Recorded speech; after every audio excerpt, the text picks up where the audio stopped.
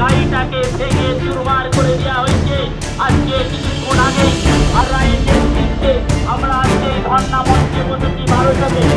আমাদের একটাই দাবি যে আমরা এই এলাকায় 3 দিন আগে প্রচার করে গেছি, এই গুণধর চোর রামকৃষ্ণ মাইতি গ্রামে মানুষের বাড়ি বাড়ি প্রচার চালাচ্ছিলাম, মানুষের যখন আশীর্বাদ গ্রহণ করছিলাম, ঠিক সেই সময় আমাদের একটি প্রচারের গাড়ি, সেই প্রচারের গাড়ি এই ঠাকুরানী চক অঞ্চলে যখন এই বারাসাতে এসে পৌঁছায়, তখন এখানে সুশান্ত ঘোষ আশ্রিত কিছু মাতাল, কিছু লম্পট বিধায়কের পোষা গুন্ডা, সেই গুন্ডারা এই প্রচার গাড়ির ওপর আক্রমণ চালায় এবং গাড়ির যে সমস্ত কাজ ভেঙে দেওয়া হয়।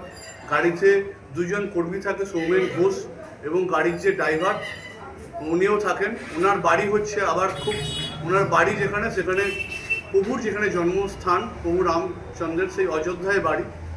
সেই অযোধ্যার সন্তান মনোজ কুমার, তা ওনাকেও মারধর করা হয়, ওনার কলার ধরা হয়, ওনাকে চড় মারা হয় এবং আমার যে কর্মী তাকেও ফেলে মারা হয় এবং আমাদের যে ভ্যানটি ছিল সেটাকে সম্পূর্ণভাবে ভাঙচুর চালানো হয়।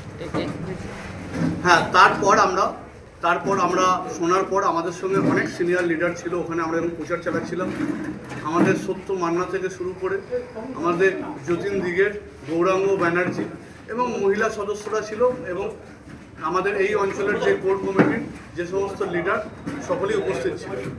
যখনই আমরা ওখানে জানলাম, তারপর আমরা সাথে সাথে আমরা এখানে এসে উপস্থিত হলাম।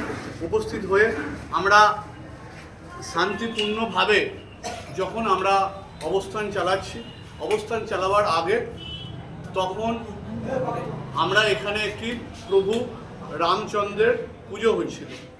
আমি অবস্থান বিক্ষোভ ঠিক শুরু করার আগে আমার কিছু সিনিয়র লিডারকে সঙ্গে নিয়ে আমি যখন সেই প্রভুর রামকে প্রণাম করতে গেলাম, সেই সময় ঠিক একই মাতাল এবং গুন্ডা কিছু কটূক্তি করলো, উত্তেজিত কথাবার্তা বললো।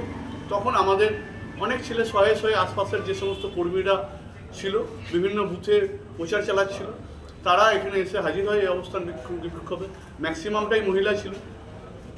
তারা প্রতিবাদ করে তাদেরকে উত্তেজিত করার চেষ্টা করা হয় সে সমস্ত আমাদের ক্যাডার দিকে, এবং তাদেরকে আমি সাথে সাথে আমি বললাম যে আমাদের যে অবস্থান শান্তিপূর্ণ অবস্থান, কিন্তু বারবার বিভিন্নভাবে ওই মাতালেরা মানে মদ্যপ অবস্থায় তাদেরকে খুব গালিগালাজ দিতে থাকে, কিন্তু আমরা খুব শান্তিপূর্ণভাবে এই অবস্থান করি।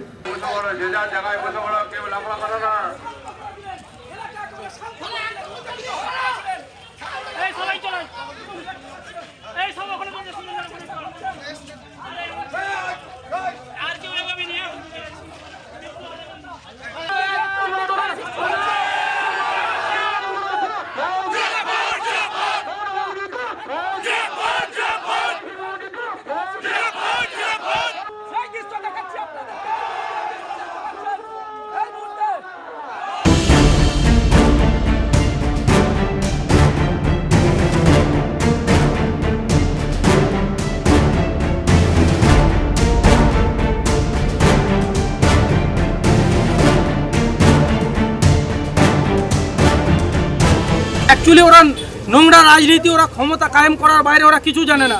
এই ঠাকুরানী চক তথা খানাকুল, তাদের তৃণমূল কংগ্রেসের মাটি শেষ হয়ে গেছে, তারা নোংরা রাজনীতির মধ্য দিয়ে খানাকুলের মাটি পুনরুদ্ধার করতে চাইছে। এই নোংরা রাজনীতির জবাব মানুষ কিন্তু ভোটাধিকার প্রয়োগের মধ্য দিয়ে দেবে।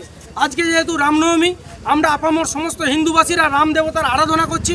আজকে আমরা রাজনীতির কোনো কথা বলবো না, কিন্তু তৃণমূল কংগ্রেসকে আপনাদের মধ্য দিয়ে বলতে চাই যে আপনারা যতই চেষ্টা করুন, আপনারা যদি মনে করেন যে বহিরাগত লোক এনে পোল থেকে ঘোষপুর থেকে জল্লাদ বাহিনী থেকে লুঙ্গি বাহিনীদেরকে এনে আমাদেরকে দমিয়ে দেওয়ার চেষ্টা করবেন, হিন্দুদেরকে নিধন করে দেওয়ার চেষ্টা করবেন, সেটা কিন্তু হবে না।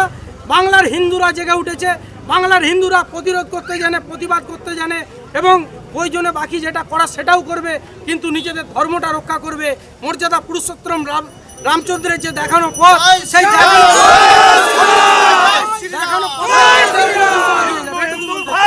এই ঘটনা বলতে কোনো ঘটনাই না। তৃণমূল কংগ্রেস নোংরা রাজনীতি করছে, তারা তাদের মাটি পুনরুদ্ধারের চেষ্টা করছে। পুনরুদ্ধার করতে গিয়ে আজকে একটা হিন্দু বিদ্বেষী যে তাদের মনোভাব, হিন্দু নিধনের যে মনোভাব এবং পলাশ রায় কতটা হিন্দু বিরোধী, সেটা আজকে আমাদের এখানে রাম পুজোয় তিনি তৃণমূলের জল্লাদ বাহিনী লুঙ্গি বাহিনীকে এনে বিক্ষোভের মধ্য দিয়ে প্রমাণ করে দিলেন। আরে ভাই ভোটের লড়াই এই এখানেই দেখবো।